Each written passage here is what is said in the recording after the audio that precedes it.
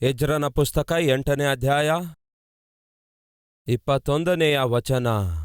ಆಗ ದೇವರ ಸನ್ನಿಧಿಯ ಮುಂದೆ ನಮ್ಮನ್ನು ನಾವು ತಗ್ಗಿಸಿಕೊಂಡು ನಮಗೂ ನಮ್ಮ ಮನೆಯವರಿಗೂ ನಮ್ಮ ಎಲ್ಲಾ ಆಸ್ತಿಗೂ ಪ್ರಯಾಣದಲ್ಲಿ ಶುಭ ಉಂಟಾಗುವ ಹಾಗೆ ಆತನಿಗೆ ಬೇಡಿಕೊಳ್ಳಬೇಕೆಂದು ಅಹವಾ ನದಿಯ ಬಳಿಯಲ್ಲಿ ಉಪವಾಸವಿರಬೇಕೆಂದು ಪ್ರಕಟಿಸಿದೆನು. ನಾವು ಕ್ಷೇಮವಾಗಿರಬೇಕು, ನಮ್ಮ ಮಕ್ಕಳು ಕ್ಷೇಮವಾಗಿರಬೇಕು, ನಮಗಿರುವಂತಹ ಎಲ್ಲವೂ ಕ್ಷೇಮವಾಗಿರಬೇಕು, ನಾವು ಮಾಡುತ್ತಿರುವ ಪ್ರಯಾಣದಲ್ಲಿ ಕ್ಷೇಮವಿರಬೇಕು ಎಂಬ ಈ ಉದ್ದೇಶದಿಂದ ಎಜ್ರನು ಮಾಡಿದ್ದೇನೆಂದರೆ ಪ್ರಾರ್ಥನೆ. ಎಂತಹ ಪ್ರಾರ್ಥನೆ ಅವನು ಮಾಡುತ್ತಾನೆ ಗೊತ್ತಾ? ಉಪವಾಸ ಪ್ರಾರ್ಥನೆ. ಈ ದಿನ ನಮ್ಮ ಮಧ್ಯೆ ಯಾರಾದರೂ ಇದ್ದೀರಾ? ನಾನು ಕ್ಷೇಮವಾಗಿರಬೇಕು, ನನ್ನ ಕುಟುಂಬ ಕ್ಷೇಮವಾಗಿರಬೇಕು, ನನಗಿರುವ ಎಲ್ಲವೂ ಕ್ಷೇಮವಾಗಿರಬೇಕು, ನಾನು ಮಾಡುವ ಪ್ರಯಾಣದಲ್ಲಿ ನನಗೆ ಕ್ಷೇಮ ಉಂಟಾಗಬೇಕು ಎಂದು ಆಶಿಸುವಂಥವರು ಯಾರಾದರೂ ಇರುವುದಾದರೆ ನಿಮ್ಮ ಜೀವಿತದಲ್ಲಿ ಉಪವಾಸ ಪ್ರಾರ್ಥನೆ ಅತ್ಯವಶ್ಯಕವಾಗಿದೆ. ಅನೇಕ ಸಂದರ್ಭಗಳಲ್ಲಿ ನಾವು ಹೊಂದಿಕೊಂಡಿರುವ ಕ್ಷೇಮ ಕಳೆದುಕೊಳ್ಳುವುದಕ್ಕಾಗಿ, ನಾವು ಹೊಂದಿಕೊಂಡಿರುವ ಆಶೀರ್ವಾದಗಳನ್ನು, ಆಸ್ತಿಯನ್ನು ಕಳೆದುಕೊಳ್ಳುವುದಕ್ಕಾಗಿ, ಅವಕಾಶಗಳನ್ನು ಕಳೆದುಕೊಳ್ಳುವುದಕ್ಕಾಗಿ, ಆರೋಗ್ಯವನ್ನು ಕಳೆದುಕೊಳ್ಳುವುದಕ್ಕಾಗಿ, ಆನಂದವನ್ನು ಕಳೆದುಕೊಳ್ಳುವುದಕ್ಕಾಗಿ, ಆರ್ಥಿಕ ಬಲವನ್ನು ಕಳೆದುಕೊಳ್ಳುವುದಕ್ಕಾಗಿ ಒಂದು ಪ್ರಧಾನ ಕಾರಣವೇನೆಂದರೆ ಪ್ರಾರ್ಥನೆಯ ಜೀವಿತ ನೀವು ಅಳವಡಿಸಿಕೊಳ್ಳದೇ ಇರುವಂಥದ್ದು, ಉಪವಾಸ ಪ್ರಾರ್ಥನೆಗೆ ನಿಮ್ಮ ಜೀವಿತದಲ್ಲಿ ಅವಕಾಶ ಕೊಡದೇ ಇರುವಂಥದ್ದು ಆಗಿದೆ. ಕೆಲವರು ಉಪವಾಸ ಪ್ರಾರ್ಥನೆ ಮಾಡುವ ಅಗತ್ಯವಿಲ್ಲ ಎಂದು ಹೇಳುವಂಥವರು ಕೂಡ ಏನು ಕಡಿಮೆ ಇಲ್ಲ. ಇಲ್ಲಿ ನಾವು ನೋಡ್ತೇವೆ, ಎಜ್ರ ಒಂದು ಸಮಯವನ್ನು ನೇಮಿಸುತ್ತಾನೆ, ಒಂದು ಸ್ಥಳವನ್ನು ಕೂಡ ನೇಮಿಸುತ್ತಾನೆ. ನಿಮ್ಮ ಜೀವಿತದಲ್ಲಿ ನೀವು ಪ್ರಾರ್ಥನೆ ಮಾಡಬೇಕು ಎಂದು ನೀವು ಆಶಿಸುತ್ತಿರುವುದಾದರೆ ಒಂದು ಸಮಯವನ್ನು ನೇಮಿಸಬೇಕು, ಪ್ರಾರ್ಥಿಸುವುದಕ್ಕಾಗಿ ಒಂದು ಸ್ಥಳವನ್ನು ಕೂಡ ನೇಮಿಸಬೇಕು. ಇಡೀ ಇಂಗ್ಲೆಂಡ್ ದೇಶವನ್ನೇ ಉಜ್ಜೀವನ ಜ್ವಾಲೆಯಿಂದ ಹಬ್ಬಿಸಿರುವಂತಹ ಜಾನ್ ವೆಸ್ಲಿ ಮೆಥೋಡಿಸ್ಟ್ ಸಭೆಯನ್ನು ಸ್ಥಾಪಿಸಿದಂಥವರು. ಅವರು ತಮ್ಮ ಕೋಣೆಗೆ ಹೋಗುವಾಗೆಲ್ಲ ಒಂದೇ ಸ್ಪಾಟಲ್ಲಿದ್ದುಕೊಂಡು ಮೊಳಕಾಲೂರಿ ಪ್ರಾರ್ಥನೆ ಮಾಡ್ತಾ ಇದ್ರು. ಅವರು ಆ ರೀತಿಯಾಗಿ ಮೊಳಕಾಲೂರಿ ಪ್ರಾರ್ಥಿಸಿದಂತಹ ಸ್ಥಳ ಇವಾಗಲೂ ನಾವು ಹೋಗಿ ನೋಡುವುದಾದರೆ ಅವರು ಎಲ್ಲಿ ಮೊಳಕಾಲೂರಿದ್ರೋ ಆ ಸ್ಥಳದಲ್ಲಿ ಎರಡು ಕಡೆಯಲ್ಲಿ 2 ಗುಂಡಿಗಳಿವೆ. ಅಂದರೆ ಅವರು ಮೊಳಕಾಲೂರುತ್ತಾ ಪ್ರಾರ್ಥಿಸಿದ್ದರಿಂದ ಅವರು ಮೊಳಕಾಲೂರಿರುವಂತಹ ಸ್ಥಳದಲ್ಲಿ 2 ತಗ್ಗುಂಟಾದವು. ಅಷ್ಟೊಂದು ಅದೇ ಸ್ಥಳದಲ್ಲಿ, ಅದೇ ಜಾಗದಲ್ಲಿ, ಅದೇ ಸಮಯಕ್ಕೆ ಪ್ರಾರ್ಥನೆ ಮಾಡುವ ಅಭ್ಯಾಸವನ್ನು ಜಾನ್ ವೆಸ್ಲಿ ಅವರು ಏರ್ಪಡಿಸಿಕೊಂಡಿದ್ರು. ಕರ್ತನಾದ ಯೇಸುವಿಗೂ ಕೂಡ, ಆತನಿಗೂ ಕೂಡ ಒಂದು ಅಭ್ಯಾಸವಿತ್ತು. ಯಾವುದು ಆ ಅಭ್ಯಾಸವೆಂದರೆ ಪ್ರಾರ್ಥಿಸುವಂಥದ್ದೇ. ಬನ್ನಿ ಒಮ್ಮೆ ನೋಡಿಕೊಳ್ಳೋಣ. ಲೂಕನ ಸುವಾರ್ತೆ ಅಧ್ಯಾಯ 22 ವಚನ 39. ತರುವಾಯ ಆತನು ಹೊರಟು ತನ್ನ ಪದ್ಧತಿಯ ಪ್ರಕಾರ ಎಣ್ಣೆ ಮರಗಳ ಗುಡ್ಡಕ್ಕೆ ಹೋದನು. ಏನಂತಿದೆ ಅಲ್ಲಿ? ತನ್ನ ವಾಡಿಕೆಯ ಪ್ರಕಾರ ಎಣ್ಣೆ ಮರಗಳ ಗುಡ್ಡಕ್ಕೆ ಹೋದನು. ಶಿಷ್ಯರೂ ಆತನ ಹಿಂದೆ ಹೋದರು. ಆತನಿಗೆ ಒಂದು ಪದ್ಧತಿತ್ತು, ಒಂದು ಅಭ್ಯಾಸವಿತ್ತು. ಯಾವುದು ಆ ಅಭ್ಯಾಸ? ಸಾಯಂಕಾಲ ಆದ ಕೂಡಲೇ ಎಣ್ಣೆ ಮರಗಳ ಗುಡ್ಡಕ್ಕೆ ಹೋಗುತ್ತಿದ್ದನು. ಎಣ್ಣೆ ಮರಗಳ ಗುಡ್ಡ ಒಂದು ದೊಡ್ಡ ಗುಡ್ಡವಾಗಿತ್ತು. ಆ ಗುಡ್ಡದ ಮಧ್ಯದಲ್ಲಿ ಗೆತ್ಸೆಮನೆ ಎಂಬ ತೋಟ ಇರುತ್ತಿತ್ತು. ಗೆತ್ಸೆಮನೆ ತೋಟಕ್ಕೆ ಯೇಸು ಹೋಗಿ ಪ್ರಾರ್ಥನೆ ಮಾಡಿದನು ಎಂದು ನೀವು ಓದುವುದಾದರೆ ಅದು ಬೇರೆ ಎಲ್ಲೋ ಇದೆ ಅಂದ್ಕೊಳ್ಬೇಡಿ. ಅದು ಎಣ್ಣೆ ಮರಗಳ ಗುಡ್ಡದ ಮಧ್ಯದಲ್ಲಿ ಆ ಗೆತ್ಸೆಮನೆ ತೋಟ ಇದೆ. ಆತನು ಎಣ್ಣೆ ಮರಗಳ ಗುಡ್ಡಕ್ಕೆ ಹೋಗಿ ಪ್ರಾರ್ಥನೆ ಮಾಡಿದನು ಎಂದು ನೋಡುವುದಾದರೆ, ಗೆತ್ಸೆಮನೆ ತೋಟಕ್ಕೆ ಹೋಗಿ ಪ್ರಾರ್ಥನೆ ಮಾಡಿದನು ಎಂದು ನೋಡುವುದಾದರೆ ಈ 2 ಕೂಡ ಒಂದೇ ಸ್ಥಳ ಆಗಿವೆ. ಎಣ್ಣೆ ಮರಗಳ ಗುಡ್ಡದ ಮಧ್ಯದಲ್ಲಿಯೇ ಆ ಗೆತ್ಸೆಮನೆ ತೋಟ ಇದೆ. ಹಾಗಾಗಿ ಅಲ್ಲಿಗೆ ಯೇಸು ಹೋಗಿ ಪ್ರಾರ್ಥನೆ ಮಾಡ್ತಾ ಇದ್ರು. ಇದೇ ಲೂಕ 21ನೇ ಅಧ್ಯಾಯ 37ನೇ ವಚನ. ಆತನು ಪ್ರತಿದಿನ ಹಗಲು ದೇವಾಲಯದಲ್ಲಿ ಉಪದೇಶ ಮಾಡುತ್ತಾ ರಾತ್ರಿ ವೇಳೆಯಲ್ಲಿ ಪಟ್ಟಣದ ಹೊರಕ್ಕೆ ಎಣ್ಣೆ ಮರಗಳ ಗುಡ್ಡಕ್ಕೆ ಹೋಗಿ ಸಮಯವನ್ನು ಕಳೆಯುತ್ತಿದ್ದನು. ಆತನಿಗೊಂದು ಅಭ್ಯಾಸವಿತ್ತು, ಪ್ರತಿದಿನ ವಾಕ್ಯ ಉಪದೇಶ ಮಾಡೋದು, ಪ್ರತಿ ರಾತ್ರಿ ವೇಳೆಯಲ್ಲಿ ಎಣ್ಣೆ ಮರಗಳ ಗುಡ್ಡಕ್ಕೆ ಹೋಗಿ ಪ್ರಾರ್ಥನೆ ಮಾಡುವಂಥದ್ದು. ಇದು ಆತನ ಅಭ್ಯಾಸ ಆಗಿತ್ತು. ಈಗ ಗಮನಿಸಿ, ಯೇಸು ಪ್ರಾರ್ಥಿಸುವ ಸಮಯವನ್ನು ಏರ್ಪಡಿಸಿಕೊಂಡಿದ್ರು, ಪ್ರಾರ್ಥಿಸುವಂತಹ ಸ್ಥಳವನ್ನು ಕೂಡ ಏರ್ಪಡಿಸಿಕೊಂಡಿದ್ರು. ಹಾಗೆಯೇ ನಾವು ಕೂಡ ಪ್ರಾರ್ಥನೆ ಮಾಡುವುದಕ್ಕಾಗಿ ಒಂದು ಸಮಯವನ್ನು ನೇಮಿಸುವುದಾದ್ರೆ ಚೆನ್ನಾಗಿರುತ್ತೆ. ಯಾವುದೋ ಒಂದು ಟೈಮಲ್ಲಿ ಪ್ರಾರ್ಥನೆ ಮಾಡಿದ್ರೆ ಆಯ್ತು ಎಂದು ಭಾವಿಸಿಕೊಳ್ಳುವಂಥವರು ಯಾವುದೇ ಟೈಮಲ್ಲಾಗಲಿ ಪ್ರಾರ್ಥನೆ ಮಾಡಲಾರರು ಎಂದು ನಿರೂಪಿಸಲ್ಪಟ್ಟಿದೆ. ಈ ದಿನ ಯಾವುದೋ ಒಂದು ಟೈಮಲ್ಲಿ ಪ್ರಾರ್ಥನೆ ಮಾಡೋಣ ಅಂದುಕೊಳ್ಳುವುದಾದರೆ ನೀವು ಯಾವತ್ತೂ ಪ್ರಾರ್ಥನೆ ಮಾಡಲಿಕ್ಕಾಗಲ್ಲ. ಅದೇ ರೀತಿ ಯೇಸು ಕ್ರಿಸ್ತನು ಮತ್ತೊಂದು ಅಭ್ಯಾಸವುಳ್ಳವರಾಗಿದ್ರು. ಮಾರ್ಕನ ಸುವಾರ್ತೆ 1ನೇ ಅಧ್ಯಾಯ 35ನೇ ವಚನದಲ್ಲಿ ಆತನು ಇನ್ನು ಮೊಬ್ಬಾಗಿರುವಾಗಲೇ ಎದ್ದು, ಇನ್ನೂ ಬಹಳ ಕತ್ತಲೆ ಇರುವಾಗಲೇ ಆತನು ಹೊರಟು ಅಡವಿಯ ಸ್ಥಳಕ್ಕೆ ಹೋಗಿ ಅಲ್ಲಿ ಪ್ರಾರ್ಥಿಸಿದನು ಅಂತ ಇದೆಯಾ, ಪ್ರಾರ್ಥನೆ ಮಾಡಿದ್ದನು ಅಂತ ಇದೆಯಾ, ಅಥವಾ ಪ್ರಾರ್ಥನೆ ಮಾಡುತ್ತಿದ್ದನು ಅಂತ ಇದೆಯಾ? ಪ್ರಾರ್ಥಿಸಿದನು ಅಂದ್ರೆ ಒಂದೆರಡು ಸಾರಿ ಮಾಡಿದ್ದನು ಎಂದರ್ಥ. ಪ್ರಾರ್ಥನೆ ಮಾಡುತ್ತಲೇ ಇದ್ದನು ಅಂದ್ರೆ ಅದು ಅಭ್ಯಾಸ ಆಗಿರುತ್ತೆ, ರೈಟ್? ಈಗ ಆತನು ಉದಯ ಕಾಲದಲ್ಲಿಯೇ ಎದ್ದು, ಇನ್ನು ಮೊಬ್ಬಾಗಿರುವಾಗಲೇ ಎದ್ದು, ಅದು ಒಂದು ಸಮಯ ಆಗಿದೆ. ಮೊಬ್ಬಾಗಿರುವಾಗಲೇ ಅಂದರೆ ಇನ್ನೂ ಕತ್ತಲೆಯಾಗಿರುವಾಗಲೇ, ಅಂದರೆ ಮೇ ಬಿ ಸುಮಾರು 4:45 ಗಂಟೆಗೆ, ಬೆಳಗ್ಗೆ 4:45 ಗಂಟೆಗೆ ಎದ್ದು ಏಕಾಂತವಾಗಿ ಅಡವಿಯೊಳಗೆ ಹೋಗಿ ಆತನು ಪ್ರಾರ್ಥನೆ ಮಾಡಿದ್ದನ್ನು ನಾವು ನೋಡುತ್ತೇವೆ. ಕಾರಣ, ಯೇಸು ಕ್ರಿಸ್ತನು ಇಳ್ಕೊಳ್ಳುವುದಕ್ಕಾಗಿ ಒಂದು ಮನೆ ಇರಲಿಲ್ಲ. ಸ್ನಾನಿಕನಾದ ಯೋಹಾನನ ಶಿಷ್ಯರು ಬಂದು, ನೀನು ಎಲ್ಲಿ ಉಳ್ಕೊಂಡಿದ್ದೀ, ನಾವು ಬಂದು ನಿನ್ನೊಂದಿಗೆ ಉಳ್ಕೊಳ್ತೇವೆ ಅಂದಾಗ, ನರಿಗಳಿಗೆ ಗವಿಗಳಿವೆ, ಪಕ್ಷಿಗಳಿಗೆ ಗೂಡುಗಳಿವೆ, ಆದರೆ ಮನುಷ್ಯಕುಮಾರನು ತಲೆ ಇಡುವಷ್ಟು ಸ್ಥಳವೂ ಕೂಡ ಭೂಮಿಯ ಮೇಲೆ ಇಲ್ಲ ಅನ್ನುತ್ತಾರೆ. ಪ್ರಪಂಚವನ್ನೇ ಪರಿಪಾಲಿಸಿದಂತಹ ದೇವರು, ಪರಿಪಾಲಿಸುತ್ತಿರುವ ದೇವರು, ಪ್ರಪಂಚವನ್ನೇ ಸೃಷ್ಟಿಸಿದ ದೇವರು, ಈ ಭೂಮಿಯನ್ನೇ ಸೃಷ್ಟಿಸಿರುವ ಸೃಷ್ಟಿಕರ್ತನು, ಈ ಭೂಮಿಯ ಮೇಲೆ ನಿಮಗೋಸ್ಕರ ನನಗೋಸ್ಕರ ಜನಿಸಿ ಬಂದಾಗ, ಈ ಭೂಮಿಯ ಮೇಲೆ ಜೀವಿಸಿದಾಗ ಕನಿಷ್ಠ ತಲೆ ಇಡುವಷ್ಟು ಕೂಡ ಆತನಿಗೆ ಸ್ಥಳ ಕೊಡಲಿಲ್ಲ ಈ ಪಾಪಿಷ್ಟ ಪ್ರಪಂಚ. ಅದಕ್ಕಾಗಿಯೇ ಆತನು ಗುಡ್ಡದ ಮೇಲೆ, ಎಣ್ಣೆ ಮರಗಳ ಗುಡ್ಡದ ಮೇಲೆ, ಅಡವಿಗಳಲ್ಲಿ, ಆಯಾ ಪ್ರಾಂತ್ಯಗಳಲ್ಲಿ ನಿವಾಸಿಸಬೇಕಾಯಿತು. ಆದಾಗ್ಯೂ ಆತನು ಒಂದು ಸಮಯವನ್ನು, ಒಂದು ಸ್ಥಳವನ್ನು ನೇಮಿಸಿದನು. ಎದಕ್ಕಾಗಿ? ಪ್ರಾರ್ಥನೆ ಮಾಡುವುದಕ್ಕಾಗಿ. ಈ ಪ್ರಸ್ತಾವನೆ ತರಲು ಕಾರಣವೇನೆಂದರೆ, ನಿಮ್ಮಲ್ಲಿ ಕೆಲವರು ಇಂಥ ನೆಪ ಹೇಳಬಹುದು. ಯಾವ ನೆಪ ಅಂದರೆ, ಬ್ರದರ್, ನಾನು ಕೂಡ ಪ್ರತ್ಯೇಕವಾಗಿ ಪ್ರಾರ್ಥಿಸಬೇಕೆಂಬ ಆಸೆ ನನಗೂ ಇದೆ, ಒಂದು ಪ್ರತ್ಯೇಕವಾದ ಸ್ಥಳದಲ್ಲಿ ಪ್ರಾರ್ಥಿಸಬೇಕೆಂಬ ಆಸೆ ನನಗೂ ಇದೆ, ಆದರೆ ಪ್ರಾರ್ಥನೆ ಮಾಡಲು ನನಗೊಂದು ಸ್ಥಳವಿಲ್ಲ. ಒಂದು ಸಣ್ಣ ಕೋಣೆ ಇದೆ ನಮಗೆ, ಆ ಸಣ್ಣ ಕೋಣೆಯಲ್ಲಿ ನಾನು, ನನ್ನ ಹೆಂಡತಿ, ಮಕ್ಕಳು ಎಲ್ಲರೂ ಒಟ್ಟಿಗೆ ಇರುತ್ತಾ ಇರುವುದರಿಂದ ಪ್ರಾರ್ಥನೆ ಮಾಡುವುದಕ್ಕಾಗಿ ನನಗೆ ಸರಿಯಾದ ಸ್ಥಳವಿಲ್ಲ ಎಂದು ಹೇಳುವಂಥವರು, ಆ ರೀತಿ ನೆಪ ಹೇಳುವಂಥವರು ಕೂಡ ಏನು ಕಡಿಮೆ ಅಲ್ಲ. ಸಹೋದರ ಸಹೋದರಿಯರೇ, ನಾನು ಕೂಡ ಆರಂಭದಲ್ಲಿ ಹೈದರಾಬಾದಿಗೆ ಬಂದಾಗ ಒಂದು ಕೋಣೆಯಲ್ಲಿ ಇರುತ್ತಾ ಇದ್ದೆ. ಆ ಕೋಣೆಯಲ್ಲಿ ಬಹಳ ಜನ ಫ್ರೆಂಡ್ಸ್ ಕೂಡ ಇರ್ತಾ ಇದ್ರು. ಆ ಕೋಣೆಯಲ್ಲಿ ನನ್ನ ಜೊತೆಗೆ ಫ್ರೆಂಡ್ಸ್ ಇದ್ದಾಗಿಯೂ ಪ್ರಾರ್ಥನೆ ಮಾಡುವುದು ಬಹಳ ಕಷ್ಟವಿತ್ತು.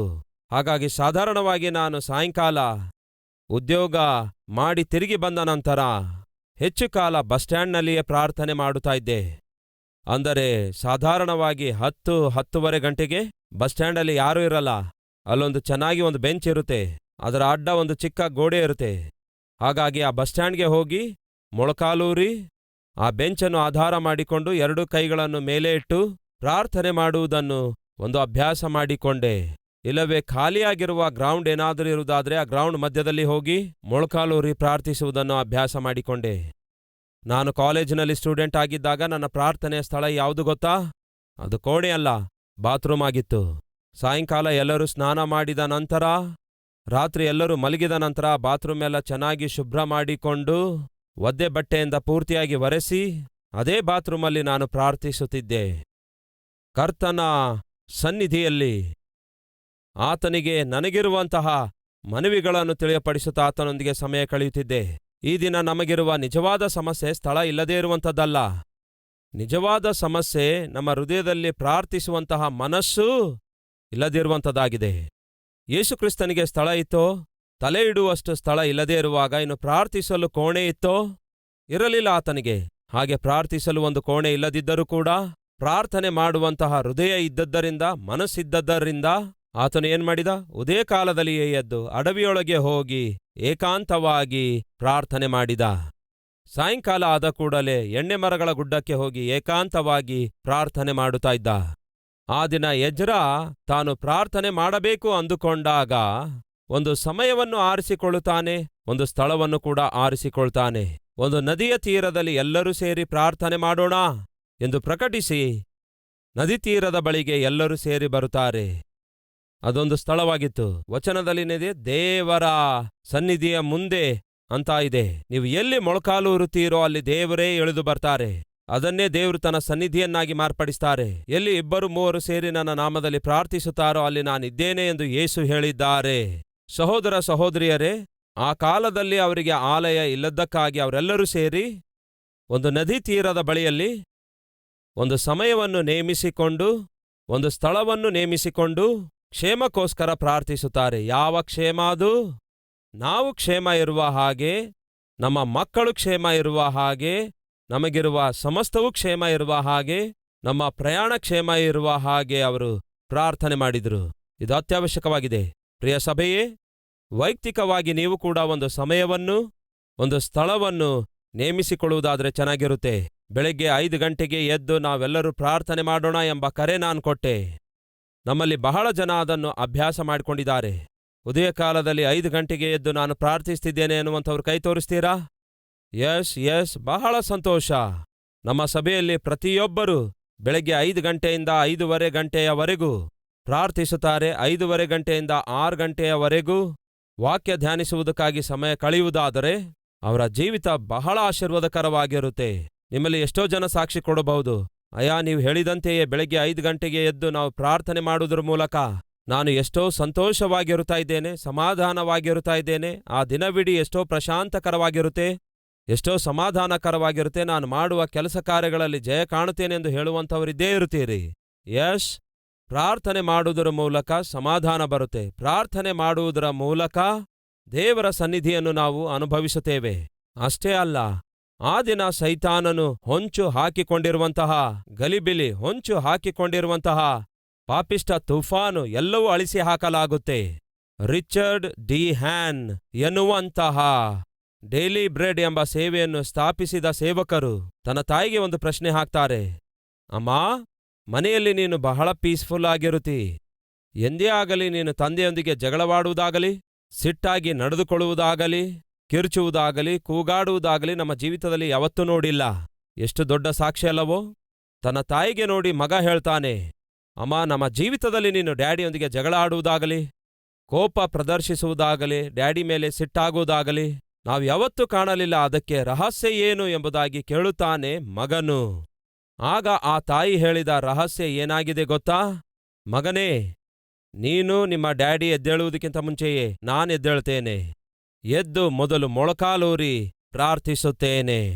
ಸೈತಾನನು ಈ ದಿನದಲ್ಲಿ ಸಿಟ್ಟು, ಕೋಪ ತರುವಂತಹ ಕುಯುಕ್ತಿಗಳನ್ನುಂಟು ಮಾಡಿ ಒಳಸಂಚುಗಳನ್ನು ಮಾಡುತ್ತಾನಾದುದರಿಂದ ನಾನು ಅವನು ಎಬ್ಬಿಸಬೇಕೆಂದಿರುವ ಧೂಳು ಎದ್ದೇಳುವುದಕ್ಕಿಂತ ಮುಂಚೆಯೇ ಆ ಧೂಳಿಯ ಮೇಲೆ ಪ್ರಾರ್ಥನೆ ಎಂಬ ನೀರನ್ನು ಚಿಮುಕಿಸುತ್ತೇನೆ. ಅರ್ಥ ಮಾಡಿಕೊಳ್ಳಿ ಪ್ರಿಯರೇ, ನೀವು ಮನೆ ಗೂಡಿಸುತ್ತಾ ಇದ್ದೀರಿ ಅಂದ್ಕೊಳ್ಳಿ. ಧೂಳೇನಾದರೂ ಇದ್ರೆ ಆ ಧೂಳನ್ನು ಮನೆಯಲ್ಲಿ ಗೂಡಿಸುವಾಗ ಆ ಧೂಳಿ ಎದ್ದೇಳುತ್ತೆ. ಆ ಧೂಳಿ ಮೇಲಕ್ಕೆದ್ದಾಗ ಏನಾಗುತ್ತೆ? ನಿಮಗೆ ಉಸಿರಾಡಲು ತೊಂದರೆಯಾಗುತ್ತೆ. ಖಚಿತವಾಗಿ ಸೀನು ಬರುತ್ತೆ, ಕೆಮ್ಮು ಬರುತ್ತೆ, ಉಸಿರಾಡಲು ಕಷ್ಟವಾಗಿರುತ್ತೆ. ಇದು ಸಹಜ. ಯಾಕೆ ನಮಗೆ ಉಸಿರಾಡೋದಿಲ್ಲ? ಯಾಕೆ ನಮಗೆ ಕೆಮ್ಮು ಬರುತ್ತೆ, ಸೀನುಗಳು ಬರ್ತವೆ? ಅದಕ್ಕೆ ಕಾರಣ ಎದ್ದ ಧೂಳು ಏನ್ ಮಾಡಿದೆ ಅಂದ್ರೆ ನಮಗೆ ಉಸಿರಾಡದಂತೆ ಮಾಡಿದೆ. ಈಗ ಬುದ್ಧಿಯುಳ್ಳ ಮನೆ ಒಡತೆ ಏನ್ ಮಾಡುತ್ತಾಳೆ? ಧೂಳಿ ಇದೆ ಎಂದು ತಿಳ್ಕೊಂಡ ಕೂಡಲೇ ಮೊದಲು ನೀರು ಚಿಮ್ಕಿಸುತ್ತಾಳೆ. ನೀರು ಚಿಮ್ಕಿಸಿದ ನಂತರವೇ ಗೂಡಿಸುವ ಪ್ರಯತ್ನ ಮಾಡುತ್ತಾಳೆ. ಕೆಲವೊಂದು ಸಾರಿ ಹೊರಗಡೆ ಇರುವ ಅಂಗಳ ಗೂಡಿಸುತ್ತಾರೆ. ಏನ್ ಗೂಡಿಸ್ತಾರೆ? ಹೊರಗಿನ ಅಂಗಳ ಗೂಡಿಸ್ತಾರೆ. ನೀವೇನಂದ್ಕೊಳ್ಬೇಡಿ ಸಹೋದರಿಯರೇ, ಅಂಗಳ ಅಂದ್ರೆ ನನಗೆ ಗೊತ್ತು ಎನ್ನುವಂಥವ್ರು ಕೈ ತೋರಿಸ್ತೀರಾ? ಬಹಳ ಸಂತೋಷ. ಗೊತ್ತಿಲ್ಲದಿದ್ರು ಕೆಲವರು ಕೈ ಎತ್ತಿದ್ದಾರೆ. ಅಂಗಳ ಗೂಡಿಸಬೇಕಾದರೆ 2 ಟೈಪ್ ಇದೆ. ಚಿಕ್ಕಂದಿನಲ್ಲಿ ನಾನು ಕೂಡ ಅಮ್ಮಳಿಗೆ ಸಹಾಯ ಮಾಡ್ತಿದ್ದೆ. ಅಂಗಳ ಗೂಡಿಸುವಲ್ಲಿ ನೀರನ್ನು ಕೂಡ ಚಿಮುಕಿಸುತ್ತಿದ್ದೆ ನಾನು. ಈಗ ದಯವಿಟ್ಟು ಗಮನಿಸಿ, ಹೊರಗಿನ ಅಂಗಳ ಗೂಡಿಸುವುದಕ್ಕೆ 2 ವಿಧಾನ ಇವೆ. ಒಂದು, ಪಕ್ಕದಲ್ಲಿರುವ ಮನೆಯವರ ಮೇಲೆ ನಿಮ್ಗೇನಾದ್ರೂ ಕೋಪ ಇದೆ ಅಂದ್ಕೊಳ್ಳಿ, ನೀರನ್ನು ಚಿಮುಕಿಸಲಾರದೆ ಅಂಗಳ ಗೂಡಿಸಬೇಕು. ಆಗೇನಾಗುತ್ತೆ? ಧೂಳೆಲ್ಲ ಪಕ್ಕದ ಮನೆಗೆ ಹೋಗುತ್ತೆ. ಅವರ ಮನೆಯೆಲ್ಲ ಅಥವಾ ಅವರ ಅಂಗಳವೆಲ್ಲ, ಇಲ್ಲವೇ ಅವರ ವರಂಡವೆಲ್ಲ ನಾವು ಗೂಡಿಸಿರುವ ಧೂಳಿನಿಂದ ತುಂಬಿಕೊಳ್ಳುತ್ತೆ. ಅದನ್ನು ಯಾವಾಗ ಹಾಗೆ ಮಾಡ್ತೇವೆ? ಅವರನ್ನು ಕಂಡ್ರೆ ಆಗದಿರುವಾಗ ಮಾಡ್ತೇವೆ. ಅವರೇನಾದ್ರೂ ನಿಮ್ಮ ಧೂಳು ನನ್ನ ಮನೆಯೊಳಗೆ ಬರ್ತಿದೆ ಅಂದಾಗ ಅದನ್ನು ತಡೀರಿ ಅನ್ನುತ್ತೀರಿ. ಧೂಳು ಬರ್ತಾ ಇದೆ ಅಂದ್ರೆ ನಾನೇನ್ ಮಾಡ್ಲಿ? ನನ್ನ ಮನೆ ಅಂಗಳ ನಾನು ಗೂಡಿಸಿಕೊಳ್ತಾ ಇದ್ದೇನೆ. ನನಗೇನ್ ಮಾಡನ್ನುತ್ತೀರಿ? ಧೂಳು ಎದ್ದೇಳಲಾರ್ದೆ ಹೇಗೆ ಗೂಡಿಸ್ಲಿಕ್ಕಾಗತ್ತೆ? ಒಂದು ವೇಳೆ ಅಷ್ಟು ನಿಮಗೆ ಕಷ್ಟ ಆಗಿದ್ರೆ, ಅಷ್ಟು ಅಭ್ಯಂತರವಾಗಿದ್ರೆ, ಧೂಳಿ ನೀವು ಸಹಿಸ್ಲಿಕ್ಕಾಗದಿದ್ರೆ ಅದನ್ನ ತಡೆ ಹಿಡೀರಿ ಎಂದು ಹೇಳ್ತೇವೆ. ಒಂದು ವೇಳೆ ಪಕ್ಕದ ಮನೆಯವರೊಂದಿಗೆ ಏನಾದರೂ ಸಮಾಧಾನದಲ್ಲಿದ್ರೆ ಗೂಡಿಸುವುದಕ್ಕಿಂತ ಮುಂಚೆ ನೀರು ಚಿಮುಕಿಸ್ತೇವೆ. ನೀರು ಚಿಮುಕಿಸೋದು ಕೂಡ ಎರಡು ರೀತಿಯಾಗಿದೆ. ಒಂದೇನೋ ಸಾಧಾರಣವಾಗಿ ನೀರು ಚಿಮುಕಿಸುವಂಥದ್ದು, ಇನ್ನೊಂದು ಏನು ಹೇಳಿ? ಸಗಣಿಯ ನೀರು ಚೆಲ್ಲುವುದು. ಈ ಸಗಣಿಯಿಂದ ಕೂಡಿರುವ ನೀರು ಚಿಮುಕಿಸುವಾಗ ಬ್ಯಾಕ್ಟೀರಿಯಾಗಳೆಲ್ಲ ಸಾಯುತ್ತವೆ ಎಂಬ ನಂಬಿಕೆ ಇತ್ತು. ಸರಿ, ನೀರು ಚೆಲ್ಲಿದ ನಂತರ ಗೂಡಿಸುವ ಪ್ರಯತ್ನ ಮಾಡುವುದಾದ್ರೆ ಧೂಳು ಮೇಲೆ ಎದ್ದೇಳೋದಿಲ್ಲ. ನಿಮ್ಮಲ್ಲಿ ಎಷ್ಟು ಜನ ಹೊರಗಿನ ಅಂಗಳ ಗೂಡಿಸಿದಿರ? ಕೈ ತೋರಿಸ್ತೀರಾ? ಬ್ರದರ್ಸ್, ನೀವೆಷ್ಟು ಜನ ಗೂಡಿಸಿದಿರಿ? ಕೈ ತೋರಿಸ್ತೀರಾ? ರೈಟ್. ಈಗ ನನಗೆ ಅರ್ಥವಾದದ್ದೇನೆಂದ್ರೆ, ಮದುವೆಗಿಂತ ಮುಂಚೆ ಸಹೋದರಿಯರು ಗೂಡಿಸ್ತಾ ಇದ್ರು, ಮದುವೆ ಆದ ನಂತರ ಸಹೋದರರು ಗೂಡಿಸ್ತಿದ್ದಾರೆ. ಅಷ್ಟೇ ಅಂತೀರಾ, ಇಲ್ಲ ಅಂತೀರಾ? ಸರಿ, ಯಾವುದೇನೇ ಆಗಿರಲಿ, ಇಲ್ಲಿ ನಿಮಗೊಂದು ಅರ್ಥವಾಯ್ತು ಪ್ರಾಕ್ಟಿಕಲ್ ಆಗಿ. ಧೂಳು ಎದ್ದೇಳಲಾರದೆ ನಿಮಗೆ ಉಸಿರಾಟದ ತೊಂದರೆ ಉಂಟಾಗಬಾರದೆಂದು ಬಯಸುವುದಾದ್ರೆ ಮೊದಲು ನೀರು ಚಿಮುಕಿಸಬೇಕು. ನೀರು ಚಿಮುಕಿಸಿದ ನಂತರ ಗೂಡಿಸುವ ಪ್ರಯತ್ನ ಮಾಡಿದರೆ ಆ ಧೂಳು ನೀರಿಗೆ ಅಂಟಿಕೊಂಡಿರುತ್ತೆ. ಆ ತಾಯಿ ಅದನ್ನೇ ಹೇಳಿದಳು, ನೀವು ಎದ್ದೇಳುವುದಕ್ಕಿಂತ ಮುಂಚೆಯೇ ಸೈತಾನನು ನಮ್ಮ ಮನೆಯಲ್ಲಿ ಧೂಳು ಎಬ್ಬಿಸಬೇಕು ಎಂಬುದಾಗಿ ಅವನು ಪ್ರಯತ್ನ ಮಾಡುತ್ತಾ ಇರುವುದರಿಂದ ಪ್ರಾರ್ಥನೆಯಿಂದ ನಾನು ನಮ್ಮ ಮನೆಯನ್ನೆಲ್ಲ ನೀರು ಚಿಮುಕಿಸುತ್ತೇನೆ. ಹಾಗೆ ನೀರು ಚಿಮುಕಿಸಿದ ಮೇಲೆ ಸೈತಾನನು ಎಷ್ಟೇ ಧೂಳು ಎಬ್ಬಿಸಬೇಕೆಂಬ ಪ್ರಯತ್ನ ಮಾಡಿದರೂ ಆ ಧೂಳು ಎದ್ದೇಳುವುದೇ ಇಲ್ಲ. ಸಹೋದರಿಯರೇ, ನಿಮಗೆ ಅರ್ಥವಾಯ್ತಾ? ಸಹೋದರಿಯರೇ, ನಿಮಗೆ ಅರ್ಥವಾಯ್ತಾ? ಯಾವಾಗ ನೋಡಿದ್ರು ಮನೆಯಲ್ಲಿ ಜಗಳ ಇವೆಯಾ? ಮಾತಿಗೆ ಮಾತು ಬೆಳೆಯುತ್ತವೆಯೋ? ಮನೆಯಲ್ಲಿ ಕಿರ್ಚಾಟ ಇದೆಯೋ? ಸಿಟ್ಟಿನಿಂದ ನಡ್ಕೊಳ್ಳುತ್ತೀರೋ? ಕೋಪ, ಆವೇಶ, ಆಗ್ರಹಗಳಿವೆಯಾ? ಮನೆ ಟಾಪ್ ಎದ್ದೇಳುತ್ತೋ ನೀವು ಕಿರ್ಚೋದ್ರಿಂದ? ಇದೆಲ್ಲದಕ್ಕೆ ಕಾರಣ ಗೊತ್ತಾ? ಆ ಮನೆಯಲ್ಲಿ ಉದಯ ಕಾಲದಲ್ಲಿ ಎದ್ದು ಪ್ರಾರ್ಥಿಸುವ ಮನೆ ಒಡತಿಯ ಕೊರತೆ ಇದೆ. ಆ ಮನೆಯಲ್ಲಿ ಉದಯ ಕಾಲದಲ್ಲಿಯೇ ಎದ್ದು ಪ್ರಾರ್ಥಿಸುವ ಗಂಡನ ಕೊರತೆ ಇದೆ. ಅದಕ್ಕೆ ಸಿಟ್ಟುಗಳು, ಅದಕ್ಕೆ ಕೋಪತಾಪಗಳು, ಅದಕ್ಕೆ ನೀವು ಮಾಡುವಂತಹ ಕೆಲಸದಲ್ಲಿ ಒಂದಲ್ಲ ಒಂದು ರೀತಿಯಲ್ಲಿ ಸಿಟ್ಟಾಗುವುದು. ಅದು ಯಾವುದೇ ಉದ್ಯೋಗ ಆಗಿರಬಹುದು. ಉದ್ಯೋಗ ಮಾಡುವ ಸ್ಥಳದಲ್ಲೂ ಕೂಡ ನೀವು ಪ್ರಾರ್ಥನೆಯಿಂದ ನಿಮ್ಮ ಉದ್ಯೋಗ ಪ್ರಾರಂಭಿಸುವುದಾದರೆ ಎಷ್ಟೋ ಚೆನ್ನಾಗಿರುತ್ತೆ. ಹಾಗಂತ ಅಲ್ಲಿಗೆ ಹೋಗಿ ಮೊಳಕಾಲೂರಿ ಗಂಟೆಗಳವರೆಗೂ ಉದ್ಯೋಗ ಮಾಡುವ ಸಮಯದಲ್ಲಿ ಪ್ರಾರ್ಥನೆ ಮಾಡಿರಿ ಎಂದು ಹೇಳ್ತಾ ಇಲ್ಲ ಪ್ರಿಯರೇ. ಒಂದು ವೇಳೆ ನಿಮ್ಮ ಆಫೀಸ್ ಟೈಮ್ ಬೆಳಿಗ್ಗೆ 8 ಗಂಟೆ ಆಗಿರೋದಾದ್ರೆ, 8 ಗಂಟೆಗೆ ನಿಮ್ಮ ಆಫೀಸ್ ಸ್ಟಾರ್ಟ್ ಆಗುವುದಾದರೆ 7:45ಕ್ಕೆ ಹೋಗಿರಿ. ಮೌನವಾಗಿ ಪ್ರಾರ್ಥಿಸಿ. ಲೋಕಕ್ಕೆಲ್ಲ ಗೊತ್ತಾಗುವ ಅಗತ್ಯವಿಲ್ಲ ನೀವು ಪ್ರಾರ್ಥನೆ ಮಾಡ್ತಾ ಇದ್ದೀರೆಂದು. ಮೌನವಾಗಿ ಕೂತ್ಕೊಂಡು ನಿಮ್ಮ ಮನಸ್ಸಲ್ಲಿರುವುದೆಲ್ಲ ಯೇಸುವಿಗೆ ಹಂಚಿಕೊಳ್ಳ್ರಿ. ಯೇಸುವಿನ ಸಹಾಯ ತೆಗೆದುಕೊಳ್ಳ್ರಿ. ಒಂದು ದಿವಸ ಒಂದು ಬ್ಯಾಂಕ್ ಜನರಲ್ ಮ್ಯಾನೇಜರ್, ಅವರಿಗೆ ಒಂದು ಸಮಸ್ಯೆ ಬಂದಿತ್ತು. ಆ ಸಮಸ್ಯೆ ತೀರಿಸಲಿಕ್ಕಾಗ್ತಿರ್ಲಿಲ್ಲ. ಆದರೆ ಅವನಿಗೊಂದು ನಂಬಿಕೆ ಇತ್ತು. ಅದೇನೆಂದರೆ, ಅದೇ ಬ್ಯಾಂಕ್ನಲ್ಲಿ ಇರುವಂತಹ ಮ್ಯಾನೇಜರ್ ಬಹಳ ಚುರುಕಾಗಿದ್ದ, ಬಹಳ ತಿಳುವಳಿಕೆ ಉಳ್ಳವನಾಗಿದ್ದ. ಯಾವುದೇ ಸಮಸ್ಯೆ ಬಂದರೂ ಕೂಡ ಕ್ಷಣಮಾತ್ರದಲ್ಲಿ ಪರಿಷ್ಕರಿಸುತ್ತಿದ್ದ. ಹಾಗಾಗಿ ಹೀಗಾದರೂ ಮಾಡಿ ನಾನು ಈ ದಿನ ಸ್ವಲ್ಪ ಅರ್ಲಿಯಾಗಿ ಹೋಗಿ ಆ ಮ್ಯಾನೇಜರ್ಗೆ ಭೇಟಿಯಾಗಿ ನನ್ನ ಸಮಸ್ಯೆ ಅವನೊಂದಿಗೆ ಹಂಚಿಕೊಂಡು ಮತ್ತು ಈ ಸಮಸ್ಯೆಗೆ ಪರಿಷ್ಕಾರ ಏನೆಂದು ಅವನಿಂದ ತಿಳ್ಕೊಳ್ಳಬೇಕು ಎಂದು ಯೋಚಿಸಿ ಅರ್ಧ ಗಂಟೆ ಮುಂಚಿತವಾಗಿಯೇ ಹೋಗ್ತಾನೆ. ಆಫೀಸ್ ಇನ್ನು ಸ್ಟಾರ್ಟ್ ಮಾಡುವುದಕ್ಕಿಂತ ಮುಂಚೆಯೇ ಮ್ಯಾನೇಜರ್ ಸ್ವಲ್ಪ ಅರ್ಲಿಯಾಗಿ ಬರ್ತಾನೆಂದು ತಿಳ್ಕೊಂಡದ್ದರಿಂದ ಮ್ಯಾನೇಜರ್ಗೆ ಭೇಟಿಯಾಗಿ ಸಮಸ್ಯೆ ಪರಿಹರಿಸಿಕೊಳ್ಳೋಣ ಎಂದು ಅರ್ಧ ಗಂಟೆ ಮುಂಚಿತವಾಗಿ ಹೋಗ್ತಾನೆ. ಮ್ಯಾನೇಜರ್ ಬಾಗಿಲು ಅಂದರೆ ಮ್ಯಾನೇಜರ್ ಅವರಿಗೆ ಪರ್ಸನಲ್ ಆಗಿ ಒಂದು ರೂಮ್ ಇರುತ್ತೆ ಅಲ್ಲವೋ, ಆ ರೂಮಿನ ಬಾಗಿಲು ಮುಚ್ಚಲಾಗಿತ್ತು. ಹೊರಗಡೆ ಆಫೀಸ್ ಬಾಯ್ ನಿಂತಿದ್ದ. ಒಳಗಡೆ ಮ್ಯಾನೇಜರ್ ಇದ್ದಾರಾ?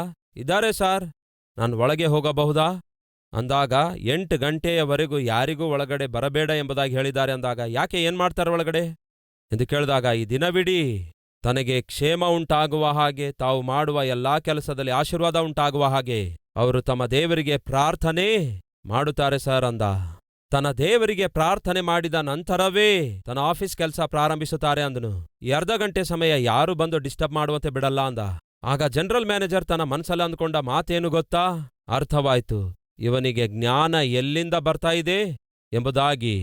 ಯಾಕೆ ಇವನು ನನಗಿಂತಲೂ ವಿವೇಕ ಮತ್ತು ತಿಳುವಳಿಕೆಯುಳ್ಳವನಾಗಿ ಮ್ಯಾನೇಜರ್ ಆಗಿದ್ದಾನೆ ಎಂದು ಯಾಕೆ ಎಲ್ಲರೂ ಭಾವಿಸ್ತಿದ್ದಾರೆಂದು ನನಗೆ ಅರ್ಥವಾಯ್ತು ಅಂದ್ಕೊಂಡ. ಸಹೋದರ ಸಹೋದರಿಯರೇ, ನಾವು ಮಾಡುವ ಯಾವುದೇ ಕೆಲಸ ಆಗಿರಬಹುದು, ಅದಕ್ಕೆ ಸಾಧಾರಣವಾಗಿ ಭಾನುವಾರ ಪ್ರಾರ್ಥನೆ ಮಾಡುವಾಗ ಖಚಿತವಾಗಿ ಈ ಮಾತು ಬಳಸುತ್ತೇನೆ. ದೇವರೇ, ಈ ವಾರದಲ್ಲಿ ನಾವು ಮಾಡುವ ಪ್ರಯಾಸದಲ್ಲಿ, ನಾವು ಮಾಡುವ ಪ್ರಯಾಣದಲ್ಲಿ, ನಾವು ಮಾಡುವ ಪ್ರಯತ್ನದಲ್ಲಿ, ನಾವು ಮಾಡುವ ಪ್ರತಿಯೊಂದು ವಿಷಯದಲ್ಲಿ ನಮಗೆ ಜಯವನ್ನು ದಯಪಾಲಿಸು ದೇವರೇ ಎಂದು ಪ್ರಾರ್ಥನೆ ಮಾಡುವ ಕಾರಣವೇನೆಂದರೆ, ನಾವು ಮಾಡುವ ಪ್ರಯತ್ನ ಸಫಲಗೊಳ್ಳಬೇಕಾದರೆ, ನಾವು ಮಾಡುವ ಪ್ರಯಾಣದಲ್ಲಿ ಕ್ಷೇಮ ಭದ್ರತೆಯುಂಟಾಗಬೇಕಾದರೆ, ನಾವು ಪಡುವ ಪ್ರತಿಯೊಂದು ಪ್ರಯಾಸದಲ್ಲಿ ಜಯ ಹೊಂದಬೇಕಾದರೆ, ನಾವು ಮಾಡುವ ಪ್ರಾರ್ಥನೆಗಳಿಗೆ ಉತ್ತರ ಬರಬೇಕಾದರೆ ಅದು ಕೇವಲ ದೇವರಿಂದ ಮಾತ್ರವೇ ಸಾಧ್ಯವಾಗುತ್ತೆ. ಅದಕ್ಕಾಗಿಯೇ ಹೇಳ್ತಿದ್ದೇನೆ, ನೀವು ಯಾವುದೇ ಪ್ರಯತ್ನ ಮಾಡಿರಿ, ಆದರೆ ಪ್ರಾರ್ಥನೆಯೊಂದಿಗೆ ಪ್ರಯತ್ನ ಮಾಡಿ.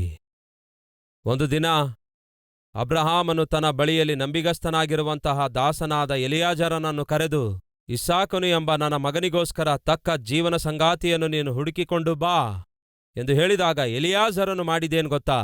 ಒಂದು ಗ್ರಾಮಕ್ಕೆ, ಒಂದು ಪ್ರಾಂತ್ಯಕ್ಕೆ ಹತ್ತಿರದಲ್ಲಿ ಸೇರಿದಾಗ 2 ಕೈಗಳನ್ನು ಜೋಡಿಸಿ ದೇವರಿಗೆ ಪ್ರಾರ್ಥನೆ ಮಾಡುತ್ತಾನೆ. ದೇವರೇ, ನಾನು ಒಂದು ಕೆಲಸದ ಮೇಲೆ ಇಲ್ಲಿಗೆ ಬಂದಿದ್ದೇನೆ. ನನ್ನ ಯಜಮಾನನ ಮಗನಿಗೋಸ್ಕರ ಹೆಂಡತಿ ಆಗುವುದಕ್ಕಾಗಿ ಒಂದು ಹುಡುಗಿಯನ್ನು ತೆಗೆದುಕೊಂಡು ಹೋಗಲು ಬಂದಿದ್ದೇನೆ. ಹಾಗಾಗಿ ನಾನು ಯಾವ ಕೆಲಸದ ಮೇಲೆ ಬಂದಿದ್ದೇನೋ ಆ ಕೆಲಸ ಶೀಘ್ರದಲ್ಲಿಯೇ ಜರುಗುವ ಹಾಗೆ ನನಗೆ ಅನುಗ್ರಹ ದಯಪಾಲಿಸು ಎಂದು ಹೀಗೆ ಪ್ರಾರ್ಥನೆ ಮಾಡಿ ಮುಂದೆ ಹೋದ. ಫಲಿತವಾಗಿ ರೆಬ್ಬೆಕ್ಕಳು ದೇವರ ಚಿತ್ತಾನುಸಾರವಾದಂತಹ ವಧು ಇಸ್ಸಾಕನಿಗೆ ದೊರಕಿರುವಂತೆ ನಾವು ನೋಡುತ್ತೇವೆ. ಸಹೋದರ ಸಹೋದರಿಯರೇ, ನಮ್ಮ ಜೀವಿತದಲ್ಲಿ ಪ್ರಾರ್ಥನೆ ಮಾಡುವುದಕ್ಕಾಗಿ ಒಂದು ಸ್ಥಳ ಇರಬೇಕು. ಪ್ರಾರ್ಥನೆ ಮಾಡುವುದಕ್ಕಾಗಿ ಒಂದು ಸಮಯ ನೇಮಿಸುವಂಥದ್ದು ಅತ್ಯವಶ್ಯಕವಾಗಿದೆ. ಹಾಗಾಗಿ ಸಹೋದರಿಯರೇ, ನಿಮ್ಮ ಗಂಡಂದಿರೊಂದಿಗೆ ಜಗಳವಾಡಿ. ಎಂದಿನಿಂದಲೂ ಹೇಳ್ತಾ ಇದ್ದೆ ನಮಗೊಂದು ಸ್ವಂತ ಮನೆ ಇರಬೇಕೆಂಬುದಾಗಿ. ಈ ದಿನ ಸತೀಶ್ ಅಣ್ಣ ಅವರು ಕೂಡ ಹೇಳಿದ್ದಾರೆ ಏನೆಂದು, ಒಂದು ಸ್ವಂತ ಸ್ಥಳ ಇರಬೇಕೆಂದು. ಎಲ್ಲಿದೆ ಸ್ಥಳ? ಬಂದು ಈ ಪಟ್ಟಣಕ್ಕೆ 10 ವರ್ಷಗಳಾಯಿತು. ಒಂದೇ ಕೋಣೆಯಲ್ಲಿರ್ತಾ ಇದ್ದೇವೆ. ಏನ್ ಮಾಡ್ತಿರೋ ಗೊತ್ತಿಲ್ಲ. ಸ್ವಂತ ಮನೆಯ ಕೋರಿಕೆ ನೆರವೇರಿಸಲೇಬೇಕು. ಯಾವ ನೆಪದಲ್ಲಿ ಹೇಳ್ರಿ? ಯಾವ ನೆಪದಲ್ಲಿ? ಪ್ರಾರ್ಥನೆ ಎಂಬ ನೆಪದಲ್ಲಿ. ಬಹಳ ಜನರಿಗೆ ಸ್ವಂತ ಮನೆಗಳಿವೆ. ಇದ್ದ ಮಾತ್ರಕ್ಕೆ ಆ ಮನೆಯಲ್ಲಿ ಅವರು ಪ್ರಾರ್ಥನೆ ಮಾಡ್ತಿದ್ದಾರಂತೀರಾ? ಇಲ್ವಲ್ಲ. ಬಹಳ ಜನರಿಗೆ ಸ್ವಂತ ಮನೆಗಳಿಲ್ಲ. ಹಾಗಂತ ಸ್ವಂತ ಮನೆ ಇಲ್ಲದವರು ಪ್ರಾರ್ಥಿಸಲಾರದೇ ಇದ್ದಾರಂತೀರಾ? ಇಲ್ವಲ್ಲ. ಹಾಗಾಗಿ ಸ್ವಂತ ಮನೆ ಇರಲಿ ಇಲ್ಲದೇ ಇರಲಿ, ಅದು ಅಪ್ರಸ್ತುತ. ನಿಜವಾಗಲೂ ಬೇಕಾದದ್ದೇನೆಂದರೆ ಪ್ರಾರ್ಥನೆ ಮಾಡುವಂತಹ ಮನಸ್ಸು ನಮಗೆ ಅತ್ಯವಶ್ಯಕವಾಗಿದೆ.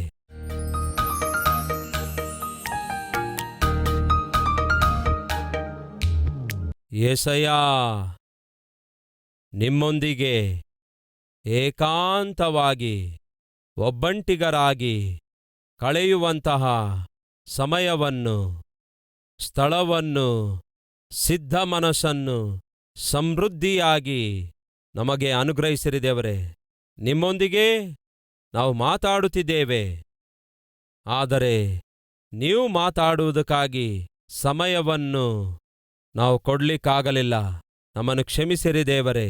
ಈ ದಿನ ಮೊದಲುಗೊಂಡು ನಾವು ಮಾತಾಡುವುದಕ್ಕಿಂತ ಹೆಚ್ಚಾಗಿ ನೀವು ಮಾತಾಡುವುದಕ್ಕಾಗಿಯೇ ಹೆಚ್ಚು ಸಮಯವನ್ನು ಕೊಡಬೇಕಾದಂತಹ ಆತ್ಮೀಕತೆ, ಅಷ್ಟೊಂದು ಆಳವಾದ ಆತ್ಮೀಕತೆ ನಮ್ಮೆಲ್ಲರಿಗೆ ದಯಪಾಲಿಸಿರಿ ದೇವರೇ.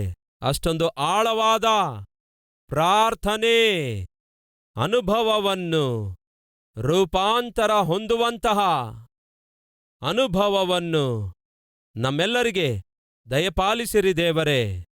ನಿಮ್ಮೊಂದಿಗೆ ಮನಸ್ಸು ಬಿಚ್ಚಿ ಮಾತಾಡುವಂತಹ ಅನುಭವವನ್ನು ನಮಗೆ ಕೊಡಿರಿ ದೇವರೇ. ನಿಮ್ಮ ಸನ್ನಿಧಿಯನ್ನು, ನಿಮ್ಮ ಮಹಿಮೆಯನ್ನು ಅನುಭವಿಸುವಂತಹ ಆತ್ಮೀಕತೆಯನ್ನು ನಮಗೆ ಅನುಗ್ರಹಿಸಿರಿ ದೇವರೇ. ನಿಮ್ಮೊಂದಿಗೆ ಏಕಾಂತವಾಗಿ ಕೂಡಿಬಂದು ನಿಮ್ಮ ಸನ್ನಿಧಿಯನ್ನು ನಾವು ಅನುಭವಿಸಲಿಕ್ಕಿದ್ದೇವೆ. ಇದನ್ನು ನೀವು ನಮಗೆ ಕೊಡ್ಲಿಕ್ಕಿರುವಂತಹ ಮಹಾ ದೊಡ್ಡ ಆಸ್ತಿಯಾಗಿದೆ, ಸ್ವಾಸ್ಥ್ಯವಾಗಿದೆ. ಇದನ್ನು ಕಳೆದುಕೊಳ್ಳಲಾರದ ಹಾಗೆ ಸಹಾಯ ಮಾಡಿರೆಂದು ಯೇಸುವಿನ ನಾಮದಲ್ಲಿ ಬೇಡಿ ಹೊಂದಿದ್ದೇವೆ ತಂದೆಯೇ. ಆಮೇನ್.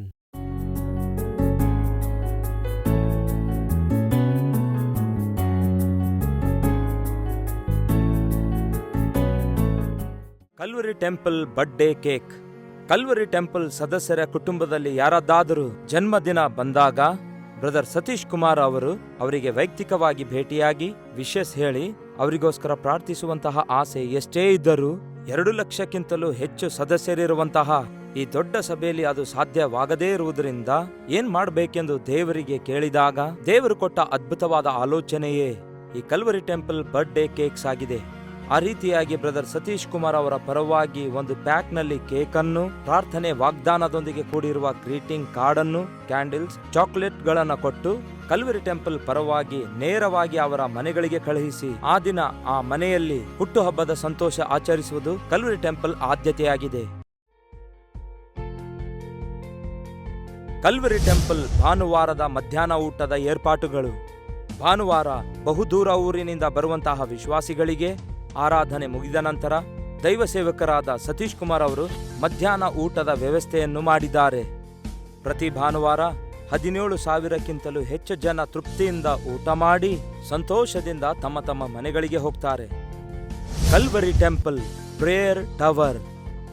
ಈ ಪ್ರೇಯರ್ ಟವರ್ಗೆ 24x7 ಪ್ರತಿನಿತ್ಯವೂ ಪ್ರಪಂಚದ 4 ದಿಕ್ಕುಗಳಿಂದ ಸಾವಿರಾರು ಜನರು ಫೋನ್ ಮಾಡಿ ಪ್ರಾರ್ಥನೆಗಾಗಿ ಕೇಳಿದಾಗ ಕಲ್ವರಿ ಪ್ರೇಯರ್ ಟವರ್ ತಂಡವು ವಿಶ್ವಾಸದಿಂದ ಭಾರದಿಂದ ಪ್ರಾರ್ಥಿಸಿದಾಗ ದೇವರು ಅದ್ಭುತವಾಗಿ ಉತ್ತರಿಸುತ್ತಿದ್ದಾರೆ.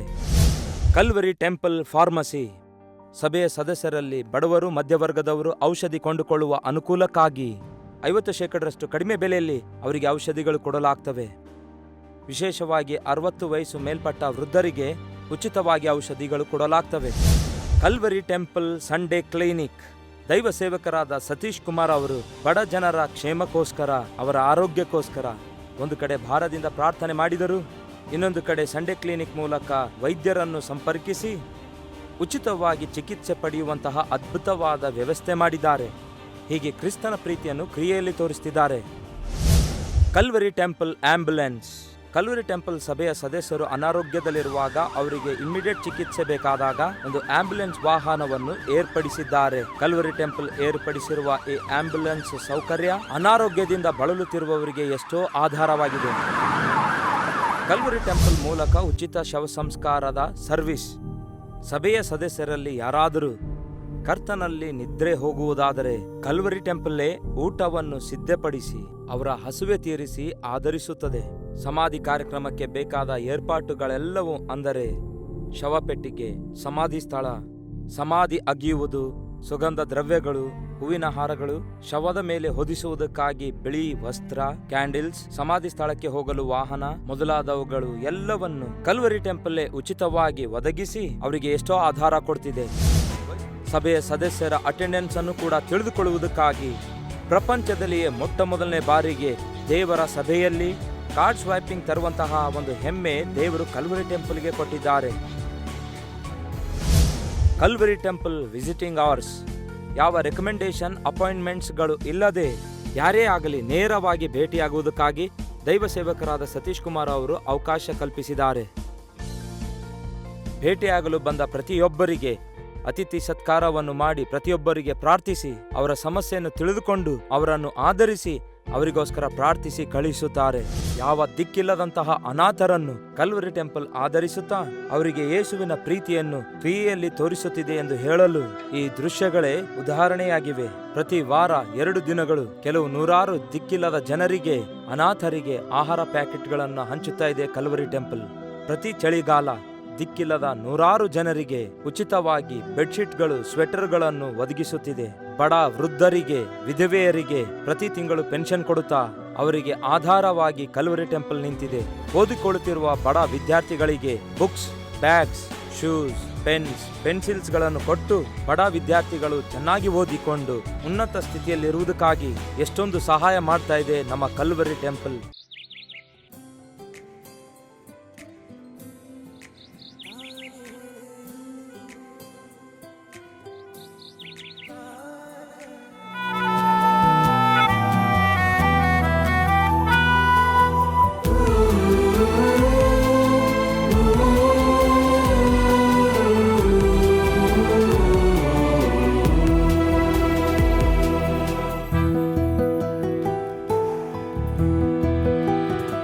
ನಮ್ಮ ವಿಳಾಸ Calvary, post box number 30, Kukatpally, Hyderabad 72.